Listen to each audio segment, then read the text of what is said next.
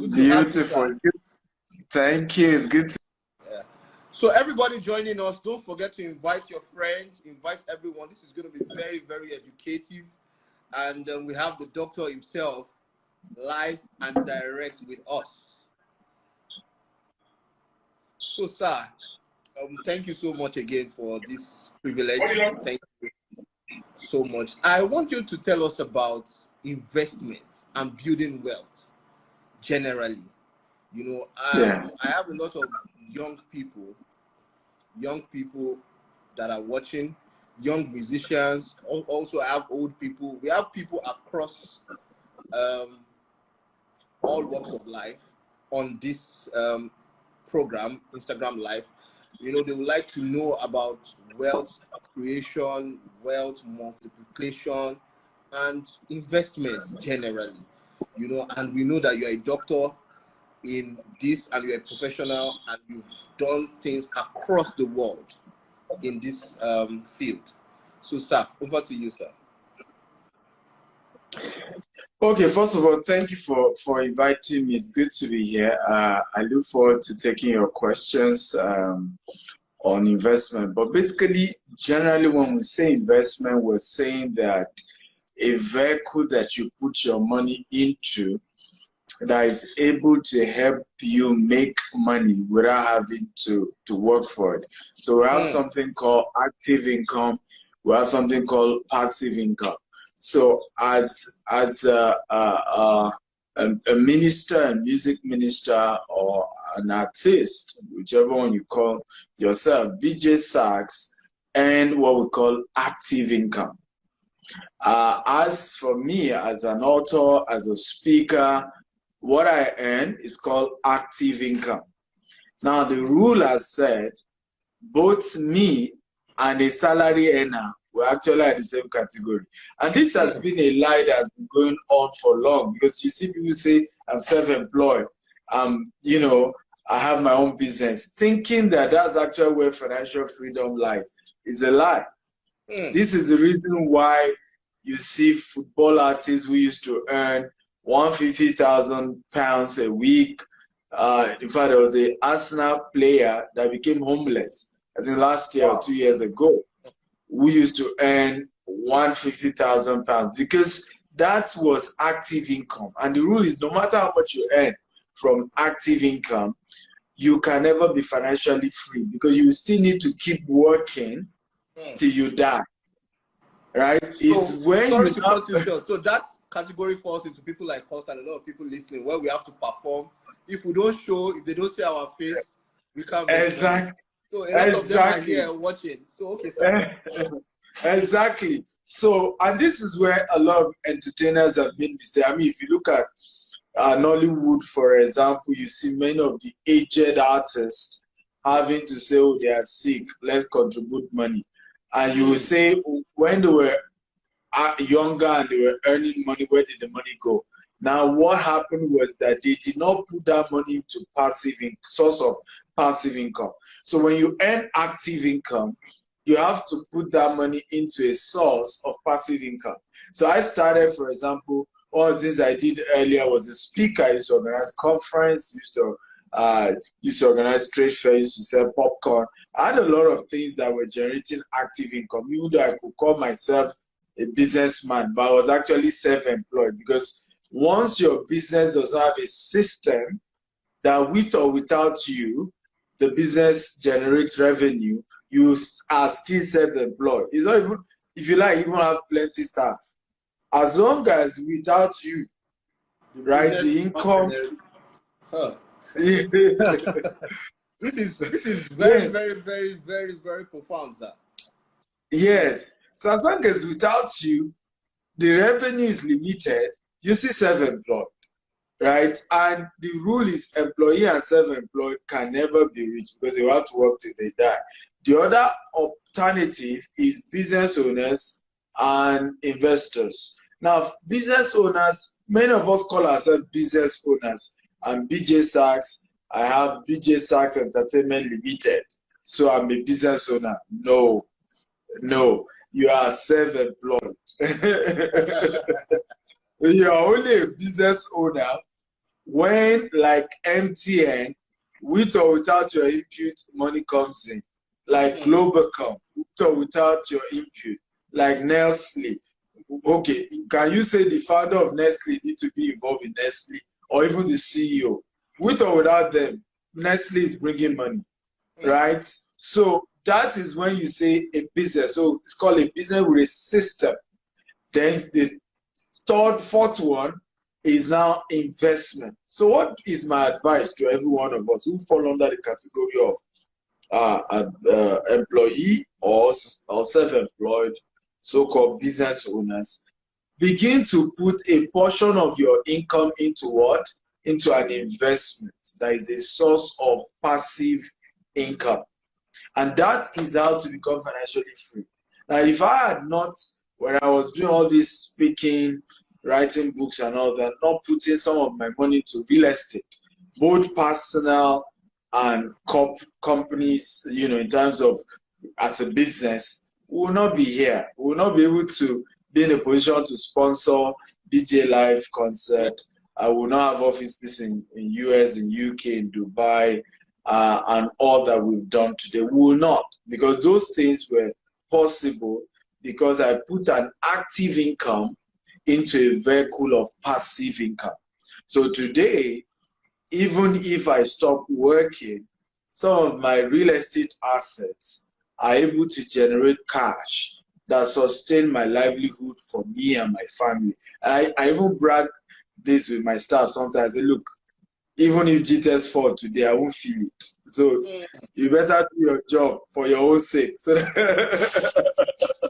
because that this company crash, it does not affect my own personal income, right? I've built passive income that guarantee I'm going to be financially free to the rest of my life, and even that of my children. Wow. Okay, I have a lot of questions. You can also ask some of your questions. We'll try to take some, as much as we can take, and as much as doctor's time can permit. You understand? So we're talking about investments. A lot of people will buy land in the village and they call it investment. Of course, it's investments too.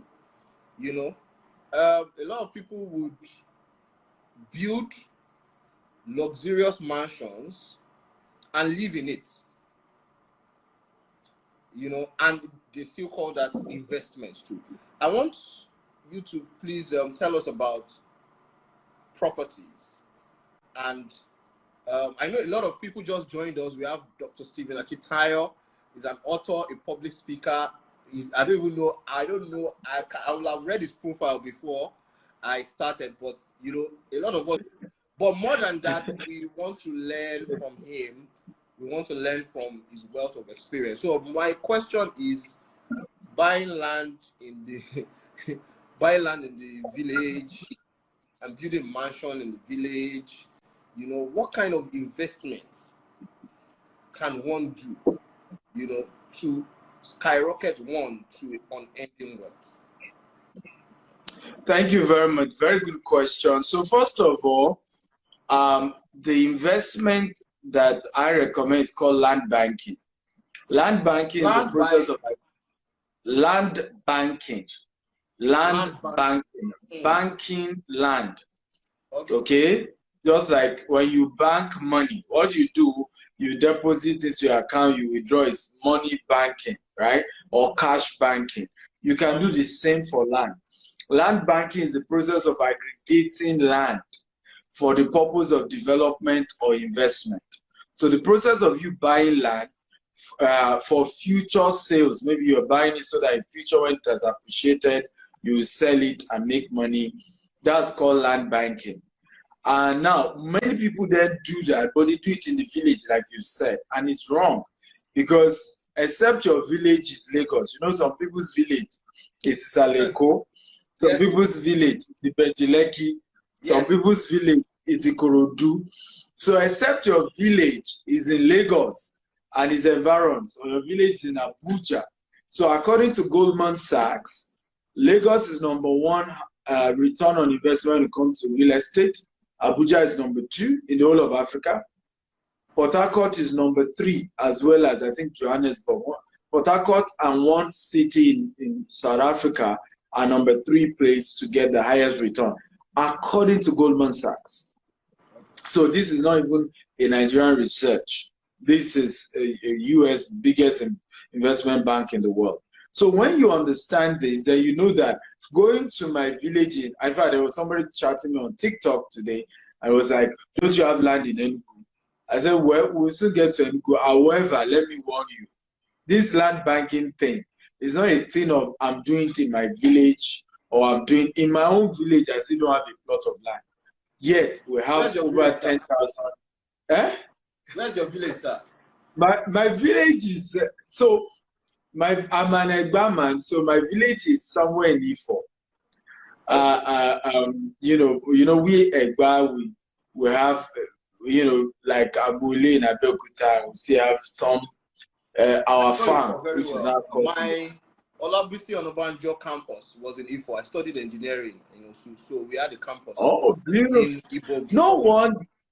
No wonder I saw a lot of also at your concert, and many of them were greeting a lot. My sister used to attend Winners in Agowe, and she knows you very well. Really? Yeah, wow! So that's the story for another time. Wow! And I would love to in Agowe for a while. I'm also from Agowe, actually. Indigenous of Ijebu Agowe, yes. So wow. So that's a story for another day. Wow.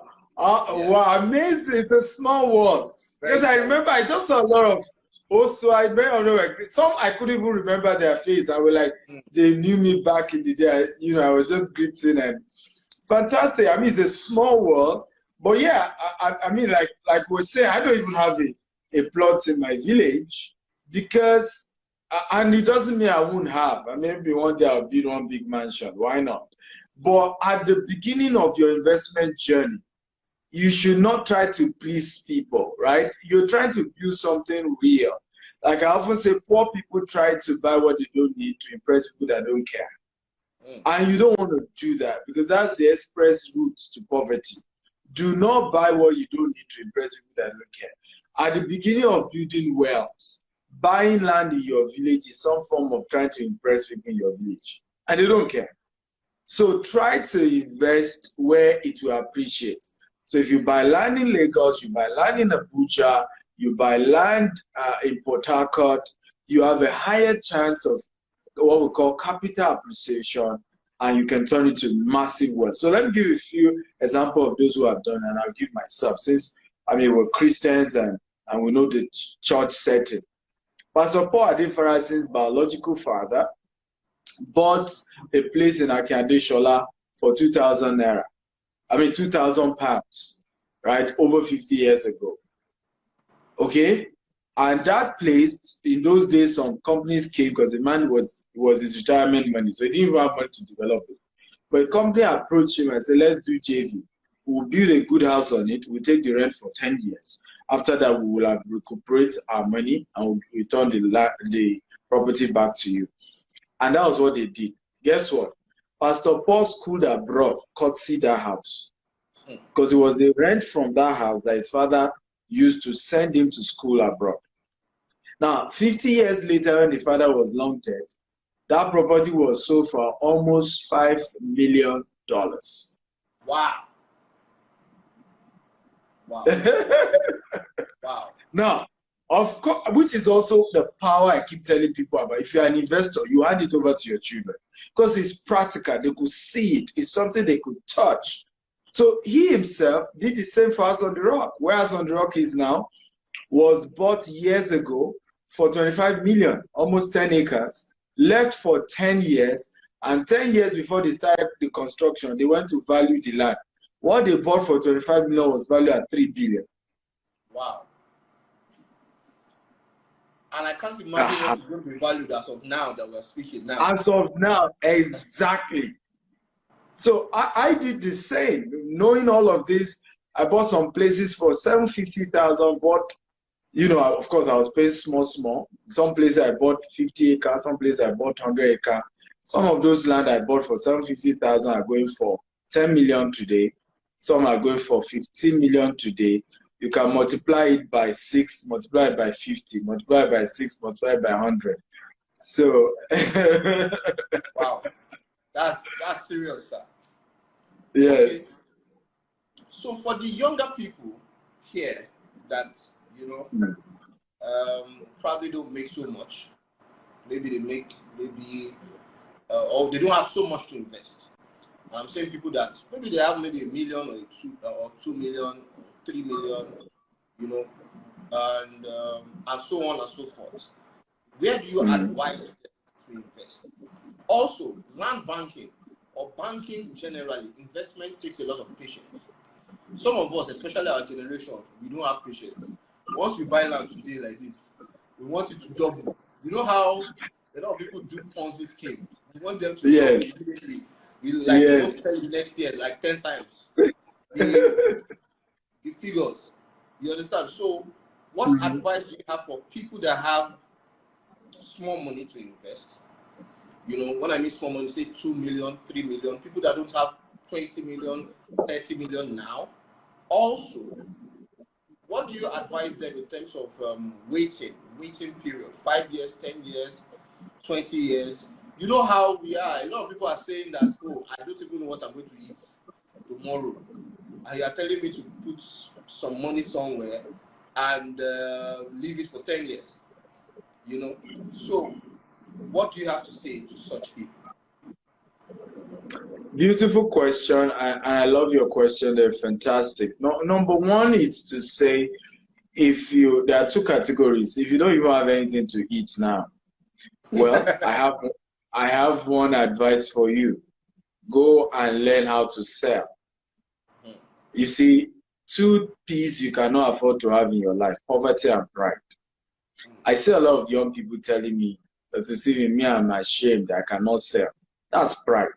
If I call it poverty of pride of the poor. Wow. Right? You cannot be broke and be ashamed to sell. It doesn't work that way. Right? As much as, for example, I love your music, I love what you do. If you didn't come to our office and say, money concert or ever sponsor, right? There's no way we will know that we could sponsor your event and all of that. So if many of us are ashamed, and it's pride of the poor, and that's why we remain poor. Exactly. Go and learn how to sell. Go and meet a company to sell for them. I started this real estate journey not by buying land. I started by selling for other real estate companies. I was getting commission, 10% on land, 5% on house. And it became a passive income that gradually, you know, I saved enough to go and start buying. If I say to a lot of your colleagues who are into entertainment, that you guys know people that matter. You know a lot of people, they love you, they trust you, right? It's just to partner with a credible organization and say, hey, I'm going to, you know, it's not even like selling. This is what I do. If I want to sell for a company, I'll go and buy. So, for example, I'm Beejay Sax. Okay, which property does GTS have? I will buy a plot. And I'll start reaching out to my high net worth people and say, I just bought one plot from one company, GTS, so they even sponsor a fantastic company. I don't know whether you'd be interested because I love the way they treated me. And I will send this evidence that I paid. I will have linked with one of the company staff who will be my partner because I don't know their product. I can't be doing the marketing. All I'm doing is referring. And this is very important. The secret of rich people is recommendation, is referral. That's where they make their biggest money from. It's not necessary. Most of the product, they don't own it. If I tell you how much money Dangote friends make from just the relationship, because they have certain info of, Dangote needed, for example, when Dangote was building the refinery, the guy that got the HR job to bring all the expatriates is a multi-billionaire today. But guess what? He was somebody who referred him to Dangote. Referrer. And that person who referred, guess what? You think he will collect billions and not say, uncle, thank you for introducing me to Aliko. So, which is how the rich keep getting richer. They don't get rich by necessarily just their own product or their business. They connect, they refer, they link, they build, and that just keeps opening more doors, right? As long as you're dealing with reputable organizations. So don't tell me you're broke. Don't tell me you don't have money. Start referring.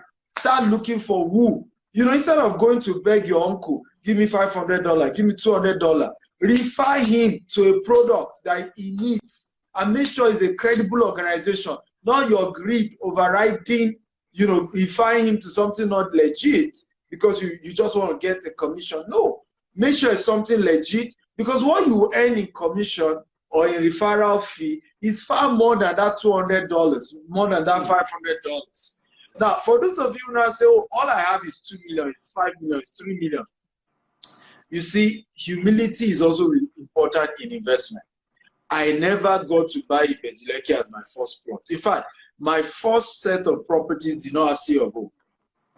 Right? It was in fact, the day they took me to the first set of property I bought commercially, 50 acre, they were pointing 2 kilometers away. Say, you see that tree? 2 kilometers away. I say, yes. Say, your land will start from there. I'm sure it's like, how do I get into this place? And it was all water. It was waterlogged. So to even, I remember bringing my friend who is into real estate. He said, so Dr. Steve, you see, it's rich people that do water area. My advice, don't try them. I brought my brother too. I was saying, everybody discouraged me. But this was what they were the only one allowing me to pay as gradually. The other ones were asking me for big money, big money. I don't have the money. And this is the secret, and everybody should write it down. When God is ready to bless you, you must be willing to do the impossible with the available. Let me say this again. When God is ready to bless you, your own part of that deal is being willing to do the impossible with the available. And if you check all through the scriptures, God never gave anybody what they want, not even Jacob. Jacob has served his in-law and they've cheated him. And even when they were now to say, okay, we will pay you, it was to be giving him the striped ones that were not many. But guess what? His willingness to do the impossible with the available, God showed up. And we know the end of the story. Yes. The same thing with Abraham. Yes, you want to say something? I wanted to say and emphasize on that be willing to do the impossible with what is available. So no matter what is available, no matter how small or how big it is, what you have in your hands, what is available, be willing to do the impossible with that little that you have. That little that you think is nothing, some people have used that to create generational wealth. Exactly. Exactly. Very much so yeah, so instead of saying Beejay is where I want to buy, your 2 million naira can cover money here, go and buy it. Right? The only thing is make sure you have mentorship, you have advice, you have support. So for example, we're launching one of our estates in Ibadan, Monia. Why are we doing that? Monia, you know, has the train station in Ibadan. They are doing the business district, just what you have in Bodija, what's it called? The main city center of Ibadan now. They are repeating it in Monia. So what's the wisdom? If you are going to wait till when all those things are there, you pay higher, you pay premium. Now is the time to go and buy it when the project is ongoing.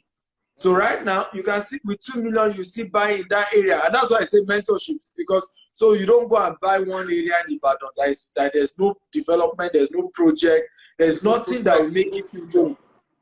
Yeah, so there's a need for mentorship so that you know the areas you are buying that have potential to grow. Those who understood this and started buying around Redemption Camp, they know what they are making now. Shimawa. But they targeted Redeem, they targeted the universities coming up. So in land banking, it's not just go and buy any land. There are strategies around it. And I've done several videos as well on YouTube. You can go watch it. I can join my coaching program as well. but there's a lot of material that guides you on which right land package you do, not just to go and throw money away. But if you are open to that, you see that you can buy in some other, suburbs or closer to Lagos or areas with certain unique projects that have potential to appreciate. But do not wait till you have money for Lekki, which is the mistake young people are doing. Guess what? The Lekki they used to shout about now, the world has moved. Who wants to live in Lekki anymore? In fact, I was telling somebody, I said, if you understand how land banking works, 50 years from now, Lekki will be the new Mushi, will be the new Bariga, will be the new, and some of them are saying, what are you talking about? I said, okay, let me break down the story of Lagos. In fact, Pastor Matthew was sharing this some days ago. He said they begged him to come, and Beejay was 1,000 naira. Wow. Agege were 500 naira. Yeah, wow. This is over 40 years ago. Yes. Wow. 1,000 naira. 1,000 naira Okwebi. And what people didn't even know was that 10 years before that time, Pastor Matthew was talking about, to go to Okwebi, you have to run because it's a ritual. It's the same way they say Igbo Rumole. That was like the Igbo Rumole of Lagos. The same Okwebi, Wow. Right? That's why the airport is in Ikeja. They don't situate airport in city. It was development that catch up with the airport you see in Lagos today. If I met one Baba is over, it should be close to 90. He said they gave him Surulere, 6 acres. He said, "Allah Maje, you came by Surulere." So I said, "Baba, what was this city of Lagos there?" He said, "Then, if you talk about Bariga, you talk about Saleko, if you talk about Mushin, Ajegule, that was the city of Lagos." So Surulere was bush. So he was telling them, I was educated in England. I'm thinking, you now want to give me Surulere. He said today now he regrets it. Because can you say that about because Surulere now, you can't even get anything there, you have to buy a house. Yeah. So the same Lekki you are shouting is big city, big Kiniko. Very soon the houses will be old. People will have moved to, and you can see a lot of criminality is coming to that area now. And we know what happened recently. And so the wealthy will keep moving to a new place, quiet, calm. And before you say Jack Robinson, the so-called almighty Lekki that you were saying until I have money for Lekki. Meanwhile, guess what? The place you rejected, like Baba that rejected Surulere, will now be the main Lagos. There's a place, so just buttress, there's a place called Igbokushu in Lekki. Okay. Many years ago was a serious bush. Now to get a land in that area now you need nothing less than 70 to 80 million naira to get. Can you imagine? That's how it is everywhere. Thank you so much. Everyone on, we are getting free lectures. You didn't have to pay for it.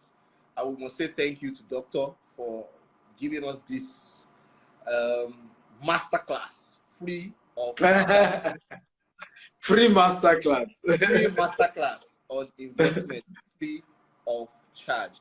I'm going to give room to a few questions from the comment section, just one or two, if you are there. Now, we've spoken about people that don't have so much, like people, students, younger people. Now, let's talk about the very established people, and the kind of business that they do. So what most people do, you've spoken about land banking, and a lot of people don't understand, especially rich people.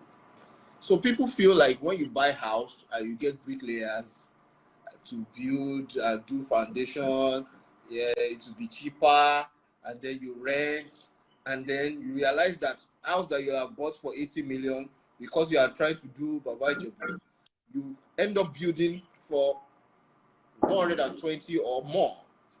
You understand? And then when you now finish building, you now have to rent it out.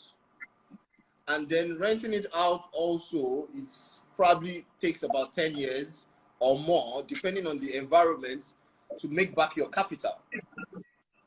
You understand? So you realize that people make a lot of money and they feel that, you know, investment is when you build houses.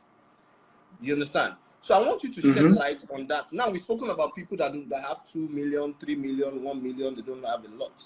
You understand? So now we're speaking about people that have much and sometimes invest wrongly. You understand? For example, you go to Ikorodu, you build 8 flats, 16 flats.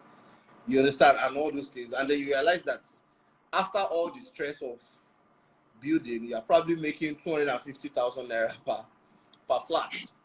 You understand? And so I want you to shed light on that area, sir. Beautiful question, very beautiful question. So first advice I will give people is that you need to be very, very realistic about your analysis of your financial worth. You know, in Africa, it's easy for people who are supposed to be in the middle class to be called rich, right? And it's an assumption that doesn't make sense. And that's really why many fall into that issue. Because you actually don't have money to really do what we call rental income in the African system. What you should have been doing is to just continue your land banking. Rental income business is a fantastic business, but it comes with certain strategy. Number one, you must do it if you want to get good returns. Do it in where high net worth people live. I'll give you an example. If you build your house in Ikoyi or VI or Banana Island, the caliber of people who even rent it are not the caliber of people who owe you rent. Yes. Right? Just because of where it is. So there's no need to be praying and fasting about getting your tenants to pay money. for tenants to pay money. So, but what happened is that you are not yet at that financial level where you can afford to buy land in that high area, in those kind of high neighborhood, and build something solid. The quality even of what you are building, right, is solid, that to attract high net worth people living there, okay, and paying you top dollar. You don't have that. But you know, you now go to Abulegba, you build, like you are saying, Ikorodu. There's just no way. They will pray for you, they will believe God for you, they will beg you, they will call family members to beg you when they are owing you rent. So, so my advice to people who are not at that level, for now, but do land banking, but get mentorship. Don't just do it. Many of us, you see, one of the mistakes we make, if I was sharing this with pastor, you know, one of the pastors, top pastors in Port Harcourt, you know, we had lunch together. And, you know, and he was saying to me, he said, Dr. Steve, he said, do you know, I never knew that I needed to have a mentor. I mean, this is a man who pastored almost 10,000 seater church. Wow. You know, so I broke it down for him. I said, this is the mistake all of you made. And I told him one of the top, you know, people you can class as generals in faith. The day the man sat me down and said, you know, Dr. Stephen, teach me how to do business. I thought he was joking because I went with notes. I wanted to be taking notes. I want father in faith, you know. And he said, so, he said, teach me how to do business. I said, I thought it was a joke. So then I said, look, I'm not joking. I said, I was with TD Jakes the other day. And TD Jakes asked me, how many business do you have? And I started quoting scripture. When I said it without pause, like SD anything. TJ look at it and said, what are you talking? What nonsense are you talking? I own 18 businesses. What nonsense are you talking about? He said at that point he realized that even what he was taught was wrong. And that he's now looking for so mistake, and you see members, which is part of why it's as if a lot of Christians are a bit angry nowadays. Because many of us don't realize that your spiritual mentor is not the same as your business mentor. Your business mentor is not the same as your investment mentor. They are different things. My spiritual mentor is to teach me. For example, my spiritual mentor is Bishop Oyedepo, to teach me how to go to heaven and how to live a good life, right? He's not my business mentor, except he's into real estate, right? So for me to do real estate well, I have a Grand Cardone, right? Who has built a $8 billion worth of real estate. And hey, that one he will tell me, Babima Baben, as far as real estate is concerned, right? However, Grant Cardone is not the same as my investment mentor. My investment mentor is somebody that has turned, 1 million naira to 100 million naira. And the day I have 10 million, I can go and meet him and say, hello, mentor, I have this 10 million. What do I do with it? So many people reach out to me. They are doing hair business. I say, Dr. Stephen, mentor me. I'll be like, I don't understand. I'm not into hair business. I can't be your mentor. But if you say I should be your investment mentor, and hey, now you are talking, but you have to clarify. When you just say be my business mentor, I'm not in that line of business. So I can't if you're into real estate and you want me to mentor in real estate, yes, I'm in that line. Okay? So we need to understand the difference. You need to have an investment mentor, you need to have a business mentor, and then you need to have a spiritual mentor, and then, of course, other types of mentors as well. So for many of us, this is the mistake. We take our pastors as our business mentor, our investment mentor. Meanwhile, even your pastor needs a mentor, an investment mentor. Yeah. So some know, some don't know. I mean, right? If I did a video recently reaching out to pastors that I will even do it free. Because I started getting pastors reaching out to me. So I've been pastor, I'm in my 50s, my children are about to go to university. I don't have enough money to send them to private university. Honorarium is not much, salary is not much. I'm like, all these years you have been pastoring with the little profit offering, what have you been doing with it? Did you have an investment mentor, right? It's not now that COVID happened and Lagos, church income dropped by 40%, right? Some other, states dropped by more than 70%, right? Including tithe offering, profit offering, even that they give to pastors. So it's almost like a crisis mode. But the mistake was that these people don't. Wow, thank you so much, sir. Thank you so much for this. And I hope I answered your question. I hope I didn't. Yes, you did. Yes, I answered. Okay. Yes, you did. In fact, you answered more than it. Someone said my life just changed. So it's very important for everybody listening. I'm going to take one or two questions before we allow Doctor go. It's almost 1 hour since we started already. And I'm sure Doctor is very busy, but he has time for us. Yes, I have other meetings for so I'll take a question or two from the comment section. We have a lot of people online. So if you have a question, please type so I can, so that Doctor can take it for us. Lex 10 TV, I see you. Deep Insights. Thank you so much for joining us. Okay, I have one more question. Talking about investments.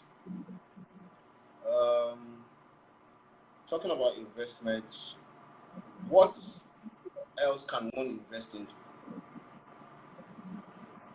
What else can one? Two people are asking questions. Is it good to borrow to invest? Someone said, Doctor, look at these questions. Okay, the questions are coming in and they are actually going. So let me see the ones that I can take. Someone asked, Doctor, sir, is it good to borrow to invest? Bamboye Yetunde. Yes, GTEX is Doctor's property company. I'm going to post details so you can follow them for more information.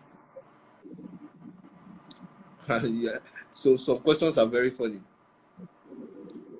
Some questions are very okay. Should I answer the one you've asked? Yes, sir. Yes, sir. Okay. So is it good to borrow to invest? The answer is yes or no, right? So it depends on what are you investing in. Okay. And that's very important. Also, it depends on are you borrowing for commercial? Is it a business or is personal investment? So, for example, I want to buy, 2 plots of land for myself and my family somewhere. To go and say I'm borrowing money might not be the wise idea. But if it's a company like GTEx Homes, for example, GTEx Homes needs to borrow money to buy more land. We have mastered the art of buying land, developing it, selling it. The whole 9 yard of a structured business that you can guarantee when you return people's money back. But when you have something that there's no structure around it, if you end up borrowing money, you struggle to pay back, that becomes a major issue. And it also depends on who are you even borrowing this money from. For example, GTEx does not owe any commercial bank, home or abroad. That's all our assets. We can't just let that pass. GTEx does not owe any commercial bank. That's actually very, very, very commendable. Yes. And that's major. We don't owe any bank, home or abroad. But you won't necessarily say we don't borrow, because there are people who invest their money with us and for return. So that's some form of loan of some sort. But it's done as a business. Personally, for example, I owe no man, dead or alive, and I built my life that way. And I'm happy that way. I sleep like a baby, even, and that my company also does not owe. If you disturb me too much, you have access to my WhatsApp, you disturb me too much, I block you, because I'm not owing nobody. So, and I love that peace of mind. Yes. And I think everybody needs that. So I won't, it's a yes or no answer. I'm not just going to say no, don't borrow, right? It's a yes or no.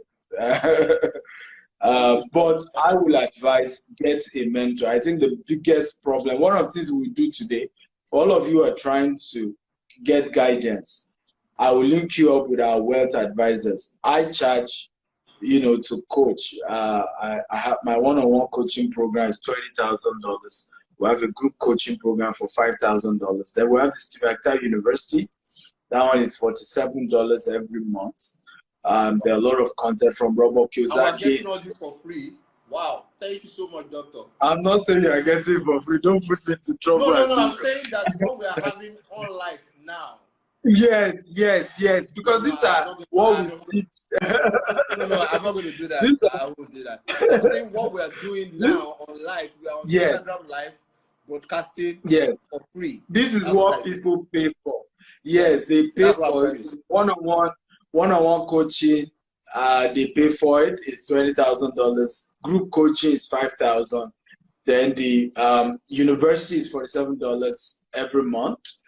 You can join. There's, aside my own content, Robert Kiyosaki content is there, Les Brown content is there, Grant Cardone, John Maxwell, Brian Tracy, all these top guys, their content is on that university. Wow. Thank you so much, sir. Thank you. We